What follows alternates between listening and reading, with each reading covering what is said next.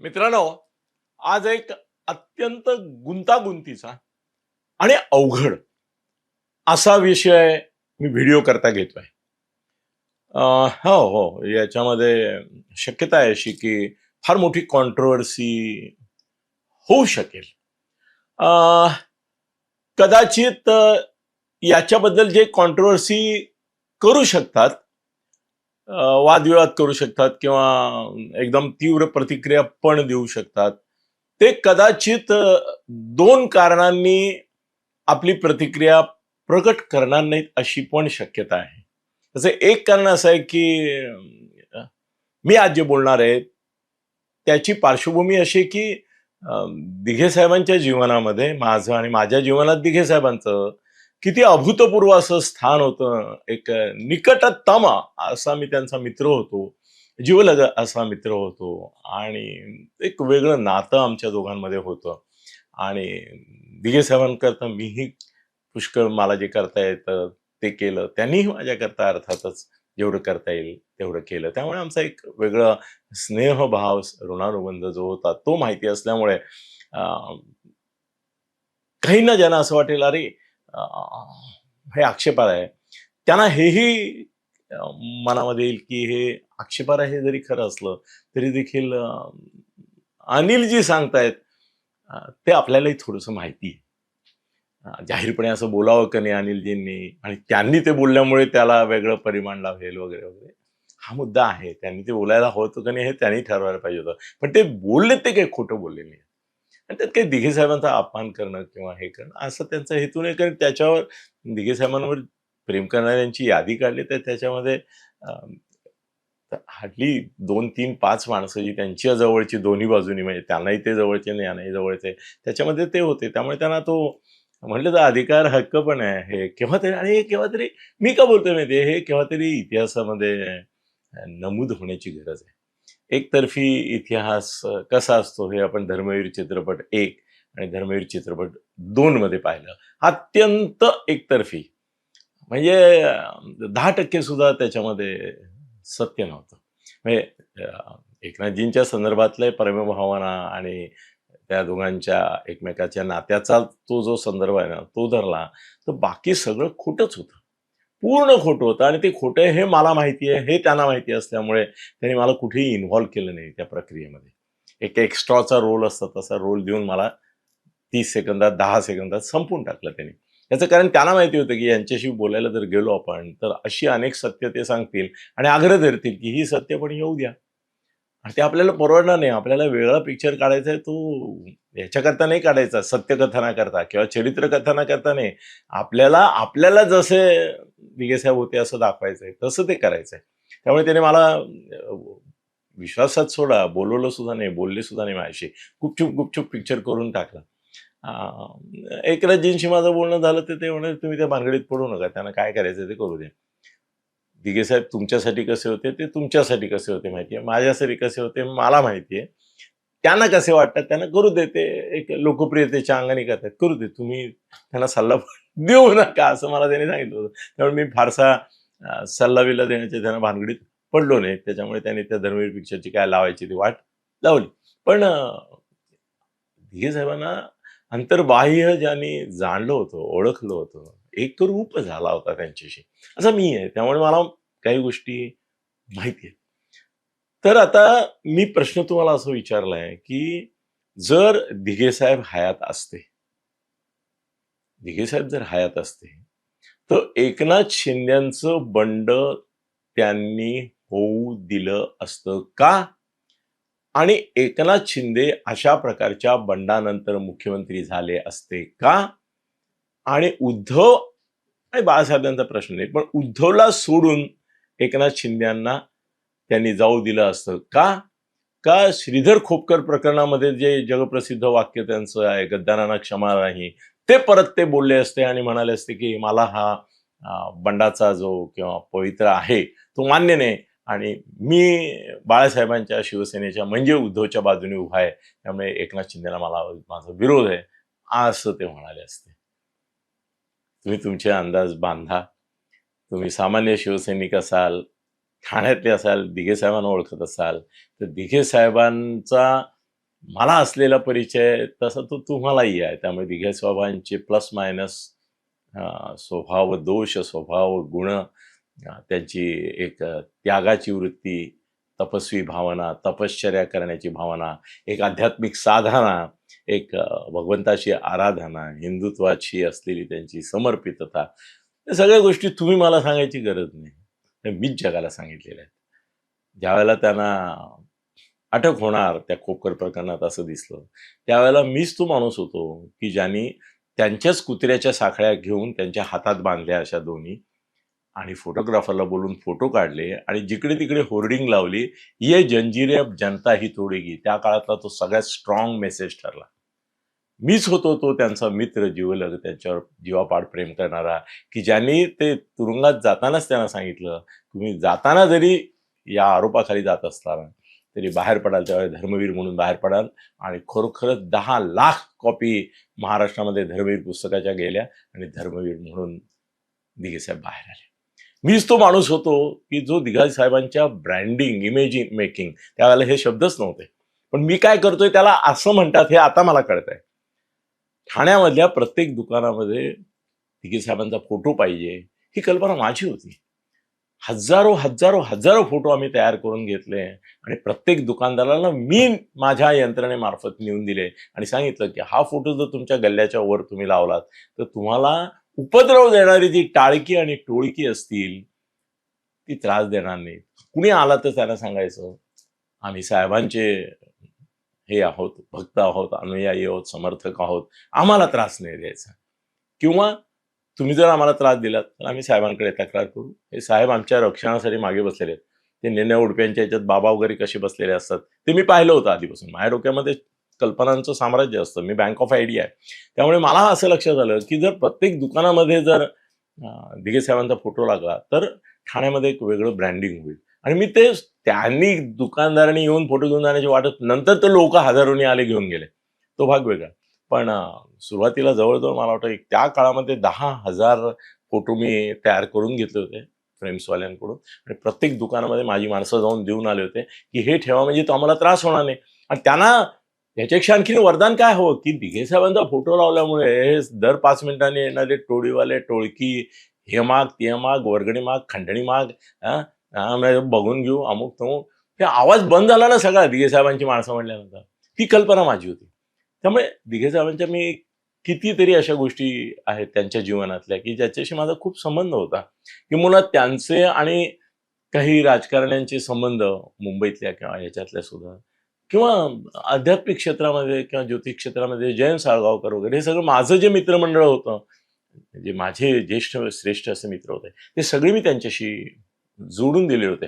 Even त्यांना ज्यावेळेला कोणी संकटात टाकायचा प्रयत्न केला त्यावेळेलाही मी आउट ऑफ द वे जाऊन काय काय केलं. म्हणजे साधारण एक उदाहरण सांगतो तुम्हाला. म्हणजे दिघे साहेबांचे मी किती क्लोज होतो आठवण. त्यांनी एकदा अण्णा हजारेंचा कार्यक्रम ठेवला. मी त्यांना आधीच सांगत होतो की अण्णा हजारे हा बेभरोशाचा माणूस येतो, येतो म्हणतो आणि येत नाही. ऐन वेळेला बरोबर 24 तास आधी कळवणार माझं पोट बिघडलंय आणि येणार नाही. उगाचच ना आधी लागू नकोस त्याच्याने. नाही आता अण्णा हजारे हे त्यावेळेला ते काय ह्याचं भाजपचं हे झालं नव्हतं, पण आधीची गोष्ट आहे ही. तर त्या आपण बोलूया. मग मी आणि दिघे साहेब आम्ही बरोबरच गेलो. त्याला निमंत्रण दिलं. तो मानभावी माणूस होता. तोंडावर हो गोड गोड बोलायचा, हो हो हो असं करायचा. त्याप्रमाणे त्याने केलं. मी येतोच म्हणून सांगितलं. आणि आदल्या दिवशी फोन आला दिघे साहेबांना की माझी काही तब्येत बरी नाही आहे, तुम्ही काही येत नाही. आधीच त्यांचा गुण आहे, ते पीएचा आला. मग मी म्हटलं दे साहेबांना, हजारे साहेबांना दे, अण्णांना दे. त्यांनी दिल्यावर मग त्यांनी सांगितलं आनंद, मी त्याला मी म्हटलं हा ढोंगी माणूस आहे, याला काही झालेलं नाही, हा यायचं नाही म्हणून हे करतोय. आता एकच काम कर, आता मला परवानगी दे की त्यांना काही तुझा आवाज माहिती नाहीये, तू काय बोलतो, कसं बोलतो, कोणत्या आवाजात बोलतो, स्टाईलमध्ये बोलतो माहिती. आता आपण अण्णा हजारेंना परत फोन लावू आणि मी आनंद दिघे म्हणून बोलतो, तुझ्या समोर बोलतोय, त्यामुळे फसवायचा काही प्रश्न नाही. मी अण्णा हजारेंना फोन लावला आणि बोललो की टिपिकल. आता रात्रंदिवस त्या आनंद बरोबर राहिल्यामुळे त्याची नक्कल करण्यात तर मी त्याला सांगितलं अण्णा हे काय वगैरे वगैरे असं ते विशिष्ट पद्धतीने हे करत आवाजाचे आरोहावरो करत बोललो. आणि मी म्हटलं जर अण्णा तुम्ही आला नाही तुम्ही आत्महत्या करेल. मी आनंद घे तुमच्या साक्षीनं जाहीर करतो, समोर 25 माणसं बसलेत, पत्रकार बसले, की जर तुम्ही उद्या माझ्या कार्यक्रमाला आला नाहीत, मी आत्महत्या करीन. माझी तुमच्यावर भक्ती आहे, श्रद्धा आहे. मला तुम्ही यायला हवं. माझ्यासाठी तुम्ही दैवत आहात, तुम्ही माझा देव आहात. आणि तुम्ही जर आला नाही तर याचा अर्थ देव माझा कोपला माझ्यावर. माझं कार्य तुम्हाला मान्य नाही. आणि मी जे काय करतोय त्याला आशीर्वाद द्यावेत असं तुमच्या मनात येत नाही. याचा अर्थ मीच कुठेतरी कमी पडतोय. मी अजून त्या लायकीचं झालं नाही की ज्याकरता तुम्ही आहोत वगैरे. अरे अनिल सत्य येतो. मी चंद्रास्वामीला गुंडाळला होता 15 मिनिटात आणि त्याला कबूल करून घेतलं होतं की तो जो गणपती दूध पिण्याचा चमत्कार आहे तो मीच करतो. प्रत्यक्षात काही संबंध नव्हता त्याचा. मी मनोहर जोशींना चॅलेंज दिला की याच्या तोंडून बघा मी कबूल करून देतो. आणि चंद्रास्वामीला 15 मिनिटं एवढा घोळात घेतला मी भगवान भगवान भगवान करून 15 मिनटांनी तुम्हाला म्हणाला बेउल देख बेटा मैं सोच रहा हूँ मैं दुनिया को ये बताऊं कि नहीं बताऊं कि ये चमत्कार जो गणपती दूध पिणे काय वो मैं ही कर रहा हूँ. इथून आणला मी चंद्रास्वामीला. अण्णाला काय गुंडाळायला वेळ लागतो. आनंदीच्या आवाजात गुंडाला लगेच गाडीत बसलो. त्याला म्हणलं चल गाडीत आहे. मला मी गेलो त्यांच्याकडे. म्हटलं अण्णा प्राण वाचवा, अण्णा प्राण वाचवा, प्राण वाचवा. त्यांना एवढा मी फार ड्रामेबाज माणूस आहे. तुम्ही बिग बॉस मध्ये बघितलं असेल मी किती ड्रामे करतो ते. तर ते हैराणच झाले. काय सांगतोय? हो तुम्हाला माहित नाही म्हणलं दिघे साहेब आमचे किती भक्त आहेत तुमचे. अरे जागशी. मी म्हणलं तर येत नाही. ते बोलले आता मला जगायचाच अधिकार नाही. या माणसाची मला मान्यता नाही. मी कशाला जगू? हाय नाही असं नाही. मी जरा तब्येत बरी नाही. मी म्हटलं मी बसलोय ना आता. मी तुम्हाला घेऊनच जाणार. उचललं, गाडीत घातलं, घेऊन आलो. चांगलं बोलले बिल्ले व्यवस्थित हे झालं. त्यांचा आदर सत्कार केला. तो अहंकारी माणूस आहे. त्याला काही नाही. ते जसं याला कोंबडं बळी द्यावं लागतं तसं त्याच्या अहंकारापुढे तुम्ही स्तुतीचे शब्द टाकले, पवाडे गायले की अण्णाला तुम्ही कसंही गंडवू शकता. ते बनवलं ना लोकांनी, कसं केलं बघितलं ना तुम्ही. आणि नंतर मग उकिरड्यावर फेकूनही देतात लोक. वॉटेव्हर तो विषय नाही आपला. तर अण्णांना पण त्यावेळेला असं किती लोकांच्या बाबतीत झालंय की लोक असं साहित्यिक मंडळींना आली गुंगारा द्यायची फार सवय असते. मग मी बरोबर तिथे काहीतरी कालाखांडी करतो. त्यामुळे दिघे साहेबांचे माझे खूप संबंध होते. तर त्यामुळे मी तुम्हाला सांगतो की हे मीच सांगू शकतो. एवढं डेअरिंग पण फक्त दुसरा कोणी करणार नाही. गुण वाईटपणा घेईल. गुण वाईटपणा घेईल. आता कसं आहे की दिघे साहेबांचा फोटो शिंदे साहेब वापरतात. शिंदे साहेबांच्या चातुर्याची मी कौतुक करतो. याचं कारण असं आहे की त्यांना हे माहिती होतं की उद्धव बाळासाहेबांवर हक्क सांगणार. आणि बाळासाहेबांचाही स्वभाव असा आहे की त्यांनी स्वतःच्या पुतण्याला राजला ज्यावेळेला त्यांनी त्यांचा फोटो सुरुवातीला वापरला तेव्हा जाहीरपणे सांगितलं की माझा फोटो नाही वापरायचा. तर कुणाला सांगितलं? राजलाच सांगितलं. जो राज त्यांचा खरं म्हणजे राजकीय वारस सर्वार्थाने ठरू शकला असता. इतका तो तेजस्वी आहे. बाळासाहेबांचं प्रतिरूप आहे, प्रतिबिंब. तरी सुद्धा त्याला फोटो लावायला मनात केला. त्यामुळे कुठल्याही क्षणी उद्धव म्हणणारच की जर शिंदे साहेबांनी बरोबर प्रोव्हिजन करून ठेवली किंवा उद्या समजा बाळासाहेब हिरावून घेतले तर आपण दुसरा हिरो बाळासाहेबांच्या बरोबरीने असा प्रोजेक्ट करूया की ज्याच्यावर आक्षेप घेता येणार नाही. कारण आमच्या त्या धर्मवीर प्रकरणानंतर ऑल महाराष्ट्र इमेज त्यांची झालेलीच होती दिघे साहेबांची. म्हणून त्यांनी दिघे साहेबांना बरोबर घेतलं. आणि एक लोकल लीडर ठाण्याचा, यांचं इन्स्पिरेशन, माझी भक्ती, त्यांची वैयक्तिक भक्ती होतीच, श्रद्धा होतीच दिघे साहेबांवर, त्यामध्ये काही शंका नाही. पण माझं विधान असं आहे की शिंदे साहेबांनी जेव्हा बंड केलं तेव्हा जर दिघे साहेब हयात असते तर काय झालं असतं? फार मोठा, महत्वाचा, गूढ, गहन, रहस्यमय असा गोप्यस्फोट म्हणा किंवा हे मी करतोय. आणि तो मी करू शकतो, दुसरा नाही. पण मला माहिती आहे की दिघे साहेबांना जे ओळखत होते ना ते म्हणतील की अनिल जी बोलतायत ना ते कटू असलं तरी सत्य आहे. कसं आहे ना की दिघे साहेबांची एक कार्यपद्धती होती. दिघे साहेबांवर माझ्यासारखी माणसं ज्यांनी प्रेम केलं, माझ्या प्रेमाबद्दल शंका घ्यायची कोणाला ताकदच नाही, कोणाची हिंमत नाही. की दिघे साहेबांवर माझं प्रेम होतं की नाही, किती दोस्त होतो आम्ही, किती जीवाभावाची दोस्त होतो, याच्यावर दुसरं कोणी बोलायचंच नाही. आणि गावात कुणी तुम्हाला सांगेल अरे दिघे साहेब म्हणजे अनिल सत्य, अनिल सत्य म्हणजे दिघे साहेब, इतकं ऐक्य, एकरूपता होती आमची दोघांची. त्यामुळे त्याच्या मनात काही जर आलं तर ते जसं एक तार छेडली तर दुसरी तार छेडली जाते तसे दिघे साहेबांच्या मनात काय आलं तर माझ्या मनात आलं की त्यांच्या मनात कायम असायचं. आणि आम्ही म्हणायचो हे we are on the same wave length. आपले आपले जमतं ना, आपले व्ह्यूज जमतात बरोबर. माझ्या मनात येतं तेच तुझ्या मनात, मी आरे तुलाच म्हणायचो कारण जीवलग होता तो. तर कसं आहे ना की आनंद दिघेची सगळ्या आयुष्याची जर एक कार्यपद्धती, कार्यशैली पाहिली तर ठाण्यामध्ये त्यांनी जे बाळासाहेब त्याच्याबाबत करायचे ना, बाळासाहेब, मी तुम्हाला सांगू, माझं एक विधान ऐका, की ते धर्मवीर पिक्चर वगैरे सोडा, काही अर्थ नाही त्याला पिक्चरला. त्या बाळासाहेबांनी आणि उद्धव ठाकरेंनी या दोघांनीही काय होतं, की लोक म्हणतात बाळासाहेबांबद्दल नको बोलूया. खरं म्हणजे बाळासाहेबांनी पण त्याचा छळ केला. कोणाचा? आनंद दिघेचा. भरपूर केला दिघे साहेबांचा छळ, चिक्कार केला, मानसिक केला. अहो, संजय राऊतला त्यांनी मुलाखत दिली होती लोकप्रभामध्ये, की आमच्या आनंद दिघेच्या डोक्यात अनिल सत्तेने हवा भरली, आता त्याला बाळासाहेब व्हायची स्वप्न पडायला लागलीत वगैरे वगैरे. त्याचं इलिस्ट्रेटेड विकलेला हे आलं होतं ना माझं आर्टिकल खुशवंत सिंगच्या, की आफ्टर बाळासाहेब हू, मी आनंद दिघे असं त्याचं उत्तर दिलं होतं. ते बाळासाहेबांना भयंकर चौताळले होते त्याच्यावर. अरे त्याची ठासण्याकरता बाळासाहेबांनी काय नाही केलं, उद्धवनी काय नाही केलं. शेवटी त्याचा बळी जो गेला तो शॉक लागून गेला, हार्ट अटॅक आला त्याला. तो आला त्यालाही उद्धव कारण हे मी सांगितलं होतं, की त्यांनी त्याला निरोप पाठवला होता शेवटच्या क्षणी डेथ बेडवर असताना, की राजीनामा द्या जिल्हाध्यक्ष प्रमुख पदाचा. देणारे होते आपलेच मित्र. होते ते सांगतील ना अजून. म्हणून तर नारायण राणे मधून मधून म्हणतात बोलू का बोलू का. त्यांना काय बोलायचंय? त्यांना हेच बोलायचंय की आमच्या माध्यमातून दिघेसाहेब डेथ बेडवर असताना उद्धवनी निरोप पाठवला होता की राजीनामा द्या. हो की नाही? होय की नाही राणे साहेब? तुमच्या मार्फतच पाठवला होता ना. ज्याचा धक्का घेऊन त्याला हार्ट अटॅक आला की नाही? बरोबर आहे की नाही? मी खोटं बोलतोय का सांगा ना मला. मला सगळ्यांना कसं आहे ना, की बाळासाहेबांनी त्याचा खूप छळ केला. दिघे साहेबांचा खूप छळ केला. सतीश प्रधान विरुद्ध आधी त्यांनी दिघे साहेबांना उभं केलं. सतीश प्रधानला त्यांना कट टू साईज करायचं होता म्हणून दिघे साहेबांना उभं केलं. जेव्हा दिघे साहेब मोठे व्हायला लागले मीडियाच्या माध्यमातून आणि इंडियन नेटवर्क मधून, त्यांनी मग गणेश नाईकला उभं केलं त्यांच्या विरुद्ध. केलं की नाही? केलं. कारण गणेश पण माझा मित्र होता ना. मला माहिती आहे ना तो किती द्वेष करायचा त्याचा, दिघे साहेबांचा किती द्वेष करायचा. त्यांना नडण्याकरता काय. आज गणेश नाईक भाजपमध्ये आहे आणि जे काम करतोय भाजपच्या नेत्यांच्या सांगण्यावरून.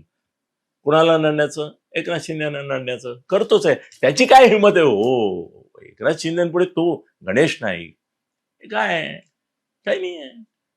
नाव गणेश असलं तरी एकनाथच्या पुढे तो अनाथ आहे.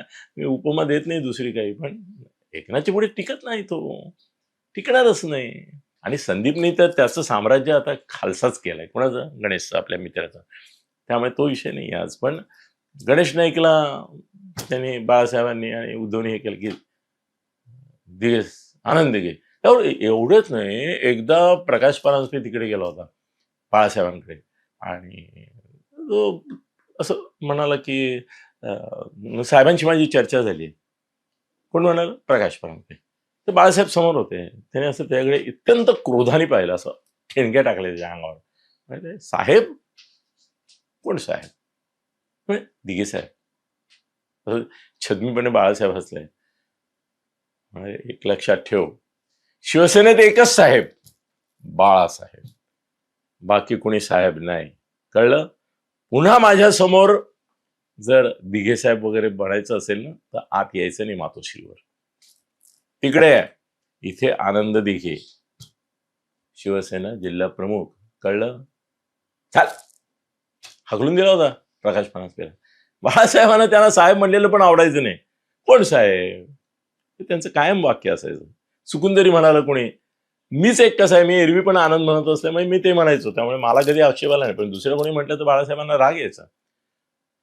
किती अहो काय नाही, बाळासाहेबांची पॉलिसी होती. म्हणजे गणेश नाईकला त्यांनी दिघे साहेबांच्या विरुद्ध चिथवलं, पण ती सुषमा दंडे होती,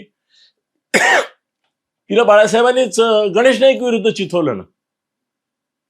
एकेकाची गणेश नाईकनी जिला महापौर केलं, ती बघा सगळे महापौर आणि स्टँडिंग कमिटी चेअरमन कोणाचे? गणेश नाईकच्या नव्या मुंबईतले. कोणाविरुद्ध गेले? गणेश नाईक विरुद्ध गेले. कोणाच्या सांगण्यावरून गेले? बाळासाहेबांच्या सांगण्यावरून गेले. इव्हन रिलायन्समध्ये धीरूभाई अंबानी आणि गणेश नाईकचे एवढे हृदगत संबंध होते. दोघे एकमेकावर खूप अशी दोस्ती होती त्यांची. मुकेशची पण चांगली होती, अजूनही मुकेशची थोडी आहे. पण बाळासाहेबांनी रिलायन्सला आणि धीरूभाई अंबानींना सांगितलं की तुम्ही गणेशला दूर करा, म्हणून गणेश नाईकची युनियन रिलायन्समधून गेली. वास्तविक त्यांचीच युनियन होती ना. ठीक आहे, श्रमिक सेना नाव वेगळं असेल, समजा भारतीय कामगार सेना नसेल, पण गणेशची युनियन म्हणजे बाळासाहेबांचीच होती. बाळासाहेबांना ते 10-10, 20-20 कोटी त्या काळामध्ये देत होते. पण याला देतात याचं हे होतं. इतकंच कशाला, की गणेश नाईकचं मंत्रिपद त्यांनी घालवलं बाळासाहेबांनी सांगून मनोहर जोशींना, काढायला लावलं त्याला. त्यानंतर गणेश नाईक आहे, तो त्याच्या स्टाईलमध्ये 4-6 गाड्या, बॉडीगार्ड पर्सनल घेऊन फिरत होता. एकदा बाळासाहेबांना कुणीतरी जाऊन सांगितलं, अरे याचा तर जलवा मंत्रिपद गेलं तरी तसाच आहे. त्यांनी मनोहर जोशीनं फोन केला की त्यांचे पोलीस काढून घ्या, एकही पोलीस त्याच्याबरोबर दिसता का म्हणे. तो परत मंत्रिपद गेलं तरी स्टाईलमध्ये फिरतो, हा काय प्रकार आहे, हे जलन. ते मनोहर जोशी म्हणाले की तो त्याचे पर्सनल बॉडीगार्ड घेऊन फिरतो. हो, पण त्याच्या गाडीवर भोंगा, इतकं बारकाईने बाळासाहेबांनी दिघे साहेबांचा भरपूर छळ केला. ते धर्मवीर पिक्चरमध्ये अगदीच चुकीचं आणि खोटं दाखवलंय. पण दिघे साहेबांची मजबुरी होती. दिघे साहेबांची कसं आहे ना, की बाळासाहेब जे करायचे दिघे साहेबांबाबत, ते काही प्रमाणामध्ये दिघे साहेबांकडून व्हायचं हे मला कबूल केलं पाहिजे. हा, तो आमचा मोदा जोशी, तो पहिल्यांदा आमदार झाला त्यावेळेस माझा काही संबंध नव्हता. त्यावेळेस दुसऱ्याला तिकीट द्यायचा वेळ आली आणि आनंद दिघे साहेब देणार त्याला तिकीट असं दिसलं मोदा जोशीला. मी म्हणलं, अरे कसला बुळचट मुळचट, पिळपिळीत, मुळमुळीत, गुळगुळीत, सुळसुळीत, अरे काय रे पिळपिळीत माणूस या, अरे आमदार आहे का रे, असंच बोललो, आमदार आहे का रे, त्या तोंडावरची माशी नाही रे उडत, त्याला कुठे परत तिकीट देतो. अनिलजी, एक लक्षात ठेवा, अशीच माणसं आपल्याला चॅलेंज करत नाहीत, अशीच माणसं आपलं ऐकतात आणि अशीच माणसं संघटनेला डोईजर होत नाही. मी मोदालाच तिकीट देणार, तुम्ही काही म्हणा. कपाळावर हात मारला त्यासमोरच. मी म्हटलं, अरे काय रे, तुला पण शोधून अशी माणसं मिळतात. आणि तिसऱ्यांदा तिकीट दिलं ना मोदाला, 3 वेळा तिकीट दिलं, चौथ्यांदाही दिलं असतं जर नसतं. सगळे पाळटलं चित्र म्हणून ते गेला विषय नाही. तर पण त्याचा चॉईस हाच होता. दिघे साहेबांना सुद्धा असं आवडायचं नाही. त्यांनी सतीश प्रधान विरुद्ध कायम ठासन दिली. का दिली? त्याचं कारण सतीश प्रधान स्वयंभू होता, त्याच्या आधीपासून होता, स्वावलंबी होता, जो राज्यसभा खासदार झाला होता, नॅशनल लेवलवर त्याला रेकग्निशन होती. दिघे साहेबांनी अरे बाकीच्या थोबाडीत मारल्या, त्याची ते इतिहास आहे. तर सतीश प्रधानला पण तडी पडली होती दिघे साहेबांच्या माणसांकडून, माहित नाही तुम्हाला? विचारा ठाण्यातल्या जुन्या लोकांना. सतीश प्रधानवर पण मारहाण झाली होती. कुणी केली होती? दिघे साहेबांच्याच माणसांनी केली होती. त्यामुळे प्रकाश परांजपे खासदार, 2 गोष्टी सांगतो तुम्हाला. दिघे साहेब पण लढायचे, कसे लढायचे बघा, की प्रकाश परांजपेच्या कानफाटात मारली होती त्यांनी. कुणी? दिघे साहेबांनी अनंतरच्या कानफाटात मारली होती. अरे पुढे तर असं झालं की यांनी कानफाटात मारली तरच माणूस महापौर होतो. त्यामुळे काही लोक तर गाल घेऊन फिरायला लागले की दिघे साहेब मारा ना, म्हणजे आम्ही काहीतरी महापौर होऊ, काहीतरी आमदार होऊ, अमुक होतो. ज्यांनी मार खाल्ला नाही दिघे साहेबांकडून कधीही, किंवा बोलणं खाल्लं नाही, किंवा असा अपमान करून नाही घेतला, असं एकच माणूस ठाण्यात शिल्लक आहे. आता बघा, म्हणजे बाकीच्यांच्याबद्दल मी बोलत नाही, ते म्हणजे एकनाथ शिंदे. एकनाथ शिंदेचा अपमान या पद्धतीने, या प्रकारे अवहेलना कधी दिघे साहेबांनी केली नाही. याचं कारण त्यांना एक वेगळा त्याच्याबद्दल कौतुक, प्रेम, आपुलकी, ममत्व, आत्मीयता होती. पण याचा अर्थ बंडामध्ये ज्या वेळेला एकनाथ शिंदे उतरले, ज्याची प्रेरणा फडणवीसांची होती, ज्याच्या मागचं नियोजन हे तुम्हाला कल्पना नाही, पण मी सांगितलंय म्हणून कदाचित विश्वास ठेवला, तर संजय राऊतचं होता उद्धवला शह देण्याकरता. येस, आणखीनही बऱ्याच होतं, वरच्यांचाही आशीर्वाद होता. ते बंड जर दिघे साहेब हयात असते तर, टेक इट फ्रॉम मी, कधीही दिघे साहेबांनी मान्य केलं नसतं. दिघे साहेबांनी एकनाथ शिंदेंना ठाण्यातल्या त्यांचं स्वतःच सोडून एकही आमदार मिळू दिला नसता. त्यांनी सगळे आमदार आपल्या जवळ गोळा करून ठेवले असते, कुठे गोव्याला घेऊन गेले असते, हॉटेलमध्ये ठेवले असते, वेळ पडली तर कानफडात मारले असत्या सगळ्यांच्या, आणि सांगितलं असतं की मी सांगतो त्याप्रमाणे. कारण त्यांची ती मजबुरी होती सायकोलॉजिकली दिघे साहेबांची. बाळासाहेबांच्या विरुद्ध बंड किंवा नंतर उद्धवच्या विरुद्ध बंड ही कल्पना त्यांना हे होणारी नव्हती मान्य. त्यांनी केलं नसतं संघटनेविरुद्ध. नाही तर त्यांच्यावरच इतका, आता काय किती गौप्यस्फोट तरी किती करायचे तुम्हाला माहितीये का? की दिघेसाहेब ज्यावेळेस जेलमध्ये होते त्यावेळेला वसंत डावखरे त्यांना रोज नाशिकमधून डबा पाठवायचा, हे कुणाला कळतच नाही. नाशिकमधून रोज डबा जायचा दिघेसाहेबांना, आणि दिघेसाहेब काय असं जेलमध्ये तुम्ही म्हणता तसं नसायचे. त्यांचा दरबार चालू असायचा. नाशिक बिशिक जिल्ह्यातून निन्या ठिकाणाहून माणसं यायची, भेटायची त्यांना. त्यांचं ते गेस्ट हाऊस जे होतं याचं जेलरचं, तिथे बसायचे. जेवण वसंताचा जो नाशिकमधला माणूस आहे तो नेऊन द्यायचा. वसंताने मला सांगितलं, तो मला म्हणाला की शरद पवार असं म्हणाले की आपण आनंद दिघे करता म्हणा. ते दिघेसाहेब म्हणाले आनंद दिघेला वाचवण्याचा प्रयत्न करतोय. तुम्हाला धक्कादायक सांगू, दिघे साहेबांची केस ज्या पद्धतीने चालली, ज्या पद्धतीने फिरली, ज्या पद्धतीने त्यांना जामीन मिळाला आईच्या आजारपणाच्या कारणाने, तो प्रदीर्घ काळ वर्षभर चालला. त्यानंतर त्यांचं काय खटला चालू राहिला पण कधी त्याचा त्रास नाही झाला, जामीन मिळाला. ह्या जामीन मिळण्याच्या मागे सुद्धा कुठेही बाळासाहेब नव्हते. हे मी आज भयानक धक्कादायक विधान करतोय तुमच्या समोर, पण ते खरं आहे. आज दुर्दैवाने वसंता नाहीये. माहित करायचं शिंदे साहेबांना माहिती आहे. शिंदे साहेबांना माहिती आहे. आनंद दिघ्यांना, दिघे साहेबांना जामीन केवळ शरद पवारांच्या कलाकारीमुळे झाला. फार मला विचारायला नका, कारण ती न्यायालयीन प्रक्रिया त्यामुळे तुम्ही म्हणाल की अनिलजी कलाकारी सांगा. नाही सांगत नाही. पण शरद पवारांच्याही मोठेपणाचे काही मुद्दे आहेत. तुम्ही हे सगळं बाकी करता बोलता, पण एक लक्षात ठेवा की शरद पवारांनी त्यांच्याही विरोधकांना कधी कधी एवढी मदत केलेली आहे. दिघे साहेबांना जामीन केवळ शरद पवारांमुळे मिळाला, सांगतो तुम्हाला. त्यांच्या कलाकारीमुळे मिळाला, त्यांच्या व्यूहरचनेमुळे मिळाला. आणि त्यात थोडं धर्मवीर पुस्तकाचाही फायदा झाला. जज was impressed by the book, तो एक दुसरा भाग. पण वसंतांनी दिघे साहेबांना सांगितलं होतं की शिवसेनेत तुमच्यावर अन्याय होतो, शिवसेनेवर तुम्हाला डावललं जातं, म्हणजे तुला एक करायचं असं. आणि मला वाटतं तो आवाज म्हणायचा. तर तुम्ही शरद पवारांच्या बरोबर म्हणजे काँग्रेसमध्ये या असं सांगितलं होतं. पण त्यांनी सांगितलं की मी बाळासाहेबांना सोडून मेलो तरी तो वाक्य होतं की ते म्हणाल मी मेलो ना तरी माझा आत्मा बाळासाहेबांविरुद्ध बरोबर घुटमळत राहील. माझा आत्मा तिथे शिवसेना भवन, मातोश्री आणि बाळासाहेबांबरोबर आहे. त्यामुळे ज्यांचा आत्मा होता ना ते इकडे बंडामध्ये सामील झाले नसते. मग काय झालं असतं? हे बंड फसू शकलं असतं. त्यांनी ठाणे जिल्ह्यातल्या आमदारांना फटके देऊन आणलं असतं, स्वतःजवळ ठेवलं असतं. आणि एकाची हिंमत नव्हती की दिघे साहेबांच्या नजरेला भिडून म्हणतील की नाही आम्ही बंड करतोय उद्धव विरुद्ध. नसते झाले.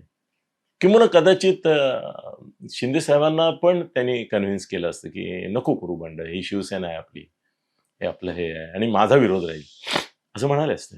आणि मुख्यमंत्री वगैरे तर हो, दिघे साहेबांना ना ते फारसं दुसऱ्यांना अशा रीतीने हे केलं तर ते संघटनेच्या डोक्यावर बसतील ही भीती साधार होती. आणि तसं झालं होतं. आनंद तरेला पण आमदार करायला त्यांचा विरोध होता. कशाला? मला माहिती आहे.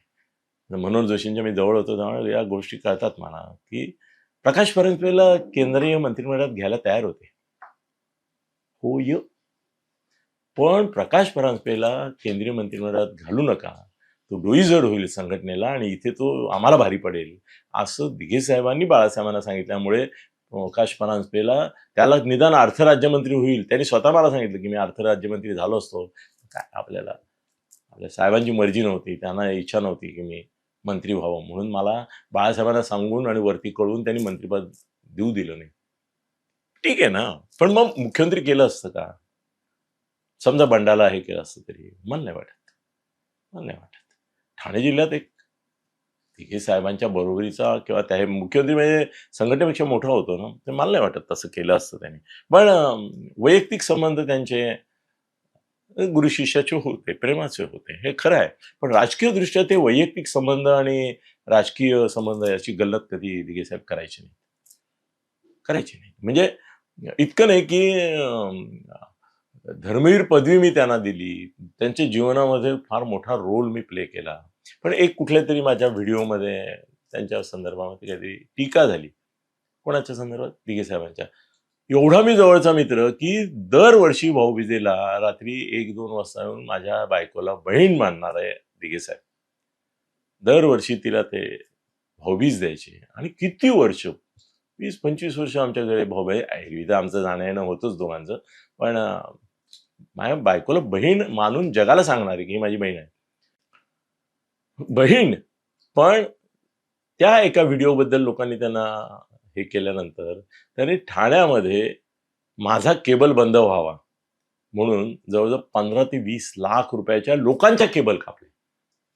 माझ्या नाही कापल्या. माझ्या केबलच नव्हत्या ना. केबलवाले जे होते बिचारे त्यांचे 10 ते 15 लाख रुपयाचे किंवा 20 लाख रुपयाचे केबल रातोरात कापून टाकले की अनिल सत्तेचा चॅनल नाही दाखवायचा. ते म्हणे अर्धा तासाचा त्यांचा कार्यक्रम असतो, बाकी सर्व वेळ दुसरं चालतं, तुम्ही सगळे 20 लाखाच्या कापल्या. त्याच्यामध्ये तो एक भाई मोरे म्हणून होता, तो मेन माझं सगळं सूत्रसंचालन करायचा, त्याला बोलवून घेतला. ते एवढे रागावले त्याच्यावर माझ्याबद्दलची फीत. बरं काही असं नव्हतं बरं का त्याच्यामध्ये. दिघे साहेबांच्या नावाचा दुरुपयोग कसे करतात काही लोक, याच्याबद्दल त्यांचीच बाजू घेऊन बोललो होतो मी. त्याच्यातही असं काही नव्हतं. पण त्या डोक्यामध्ये त्यांच्या हाताकडे रिव्हॉल्वर होतं, ते घातलं त्या भाई मोरेच्या डोक्यामध्ये. जखमी झाला बिचारा. तोही कंप्लेंट करू शकत नाही ना. ते काही नाही, तो विषय वेगळा. पण मला काही केलं नाही त्यांनी. कारण मी नंतर आणि लोकही त्याला म्हणायचे की अरे धर्मवीर पदवी तुम्हाला दिली, त्या अनिल तर त्यांचे केबल कापल्या, तुम्ही बंद पाडला, असं कसं काय. ते वैयक्तिक लेवलवर वेगळं होतं. परत आम्ही परत भेटत होतो. लोकांना कळत नव्हतं की असं काही झालंय. ते राग जाहीरपणे दाखवायचे. मला गणेश नाईकने किमान 10 वेळा सांगितलं, तर ते साहेब तुम्ही कबूल केलं पाहिजे. इकडे आनंद विघे आणि इकडे तुम्ही असं बसून मी गाडीतून फिरतो का नाही, पालकमंत्री होते ना त्यावेळेला. मी म्हणला ठीक आहे, तोही काय माझा वैरी नाही, तो दोस्तच आहे माझा, तो इतरांसमोर बोलत नाही, म्हणून तो तुम्हाला असं वाटतंय की तो तुम्ही आम्हाला बसवलं, असं काही नाही. आम्ही बोलतो एकमेकाशी, आमची दोस्ती आहे आतून. पण ठीक आहे, बाहेरून कुस्ती मस्ती चालू आहे. पण ही नेव्हर टॉलरेटेड. त्यामुळे मला 3 विधानं मी करतो. पहिलं विधान असं की जर एकनाथ शिंदेंनी बंड केलं असतं दिघे साहेब हयात असताना, तर ते बंड त्यांनी होऊ दिलं नसतं. मुख्यमंत्री त्यांना होऊ दिलं नसतं. हे बंड अयशस्वी होईल याची पूर्ण व्यवस्था दिघे साहेबांनी आपल्या ताकदीच्या आणि दहशतीच्या बळावर केली असती. दुसरी गोष्ट, दिघे साहेब नसल्यामुळे दिघे साहेबांवर एकनाथ शिंदे पूर्ण हक्क सांगू शकले. आणि तो सांगण्याचा हक्क त्यांना होता, कारण तेवढं प्रेम त्यांनी केलं, श्रद्धा केली. आणि त्यांच्या जीवनाची सार्वजनिक सुरुवात एका वेगळ्या अर्थाने ही दिघे साहेबांनी केली, हेही खरं आहे. आणि पहिली संधी त्यांना दिली, त्यांचा एक विकासाचा मार्ग खुला केला. त्यामुळे हे ठीक आहे. पण त्या बंडाला वगैरे त्यांनी दिलं असं, कारण त्यांनी स्वतःवर एवढा अन्याय सहन केला तरी देखील बंड नाही केलं कधी. त्यांना ऑफर होती शरद पवारांची, तरी नाही. ते म्हणे नाही, मी नाही, शिवसेना नाही सोडणार, मी जगलो शिवसेनेत, मी मरणार शिवसेनेत. आणि तसंच झालं. त्या मरणाच्या मागे एक आणखीन एक कहाणी आहे, ती आजचा विषय नाहीये. पण वेगवेगळ्या प्रकारचे, म्हणजे मी ते निरोप दिला, मग हार्ट अटॅक आला वगैरे वगैरे सांगितलंय. पण ठाणे जिल्ह्यात आणखीन एक नेता आहे की ज्याची शापवाणी ही अघोरी शक्ती स्वरूपाची आहे. आतापर्यंत ठाणे जिल्ह्यातली 5 मोठी माणसं त्याच्या शापवाणीमुळे मृत झालेली आहेत. आणि मी ओझरचा उल्लेख केलाय, नाव घेऊन नाही केलेला. पण त्यांनी मला असं सांगितलं होतं की हा वेगळा टर्न देतोय मी आता मूळ मुद्द्याला. त्यांनी मला असं सांगितलं की तुमचे आनंद दिघे एकतर हिमालयात निघून जातील, त्यांचा मर्डर होईल, नाहीतर अपघात होईल. आणि त्या माणसाची ती भयंकर अशुभवाणी, शापवाणी काही म्हणा, खरी ठरली. त्याचा किस्सा मी थोडा, मला जरा अवधी जाऊ द्या, मग मी नावानिशी सांगेल आणि तुम्ही भयचकित व्हाल.